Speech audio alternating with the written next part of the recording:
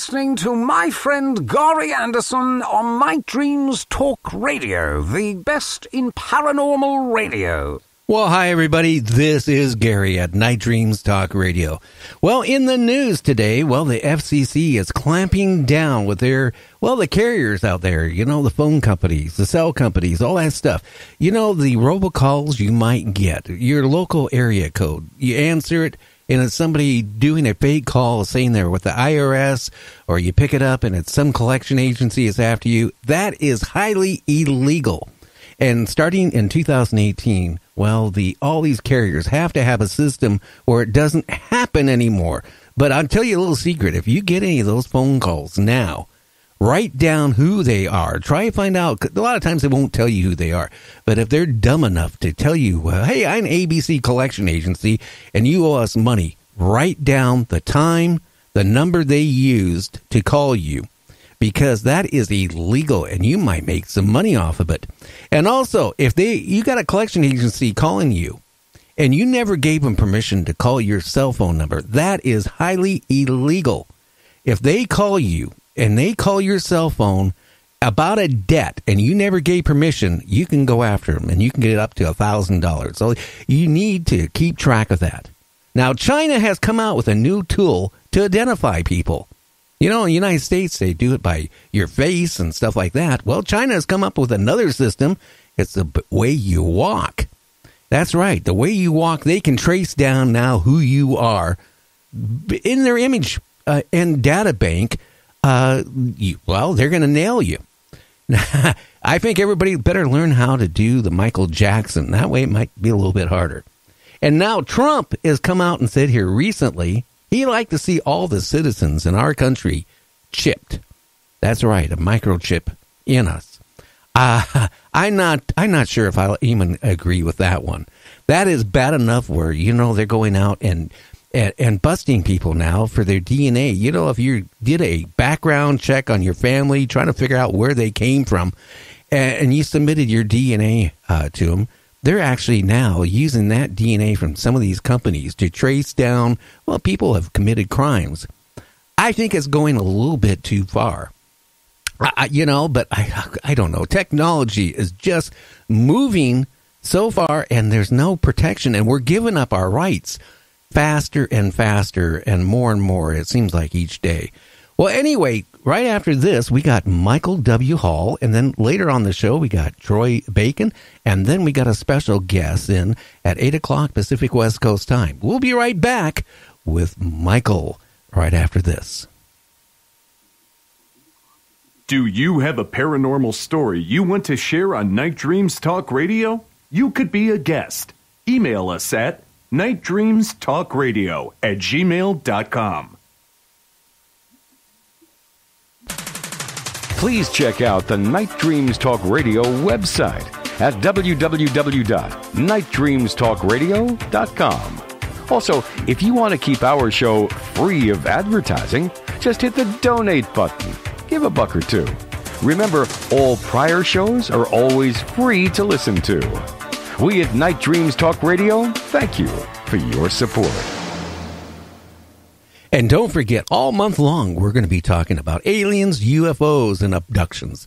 We got Timothy Collin coming on, and we got Steve Bassett coming in, actually on tomorrow night for an hour, for the first hour of our show.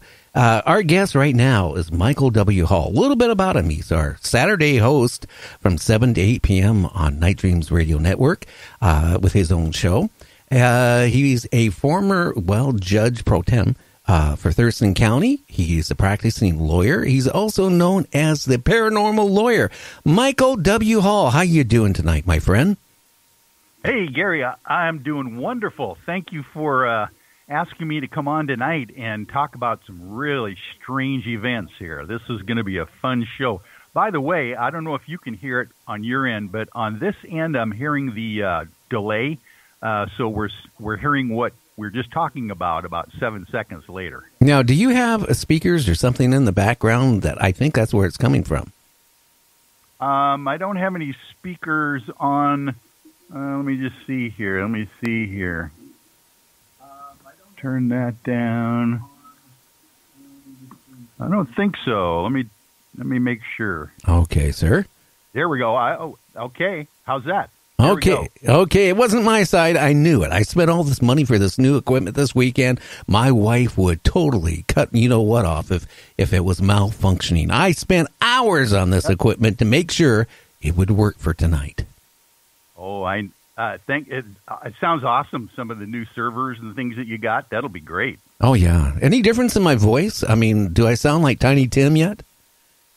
No, you sound really nice and rich. Very nice. Oh, thank you. Now, your experience when you first, let's find out about the UFO I-Team. What made you decide to go to, Mount Adams? And let's get into it. Okay, wonderful. Well, the UFO I-Team that I founded and now direct is, a highly educated group, PhDs, master levels. I'm an attorney myself.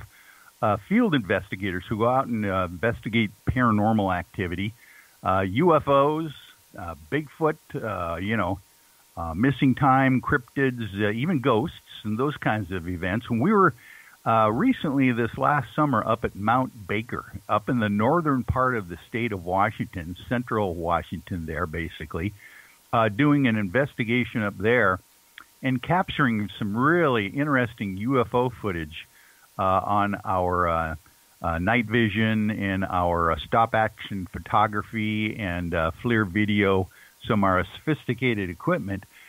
We got really excited about that. And then someone mentioned to us in the group, we got to go down to Mount Adams, which has long been rumored as the UFO hotspot of the entire state.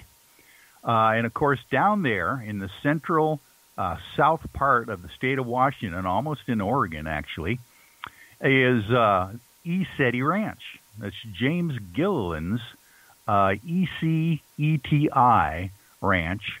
And he actually invites the public to come down, either camp, rent a yurt that he has there, or rooms in their lodge as well, and sit out at the Skywatch Field, which is just an enormous, beautiful, grassy area about 14 miles north of Mount Adams.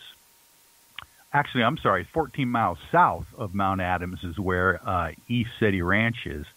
So we did. We decided to pick up and grab all of our gear and bring all of our regional experts down to Mount Adams and do an investigation to see what we could see down there. Michael, how many people went from the group to explore all this interesting things? Well, we had about 10 of us go to this event. And, of course, we have different expertises. We have Boeing engineers. We have psychic mediums. We have a certified hypnotherapist who is trained by Dolores Cannon. We have Lee Strauss is our intrepid cameraman, I call him. He'll climb up 15,000 feet with all of his camera gear and take some really awesome footage. We had a couple of the women come along with their intuitive abilities, and some telescopes. Everybody has really nice high-powered binoculars. So, yeah, we had quite a range of the group there. And we even have our resident skeptic, Ray Leo, who is a woman that is highly educated, and she comes along and kind of keeps us grounded as well as we go through this whole process of kind of anticipating what we're seeing and try to check it out as we record the information on tape, by the way, video and otherwise, and corroborated by others other than just our team. Now, Michael, I need to ask you, what type of equipment did you guys bring along with you?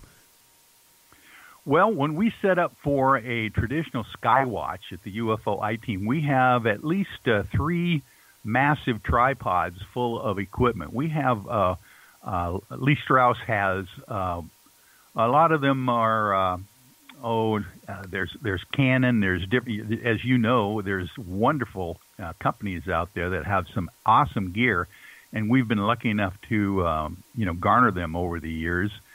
Some of the companies are even sponsoring us now lately with giving us things to try out. But we have one tripod is kind of dedicated to stop-action photography of the night sky, which is kind of fascinating because what it'll be is the aperture will stay open for maybe 20 seconds, and it'll go off for 10, 15 seconds. And it'll come back on for 20 seconds. It'll go that way for hours so that at the end of the night we can review the footage, and of course things are condensed that way, and we can see things moving across that are anomalous that you might not catch just in a normal video. So we got stop-action photography. We've got night vision video, which, by the way, each one of these tripods has a large monitor on the side of the tripod so that we're not just having to stick our eyes individually through the eyepiece of the gear. We're all being able to see what's on the view of the cameras through the monitors that are on the tripods. And those night vision cameras will just bring the night sky, and particularly Mount Adams that night, which is covered with snow, light up like it's daylight out there. So all the details are seen. Of course, the Milky Way is just a beautiful solid band, and the stars are sparkling. It's quite a sight to see. We also have other gear, we try to get some FLIR photography in there, and we also just have a normal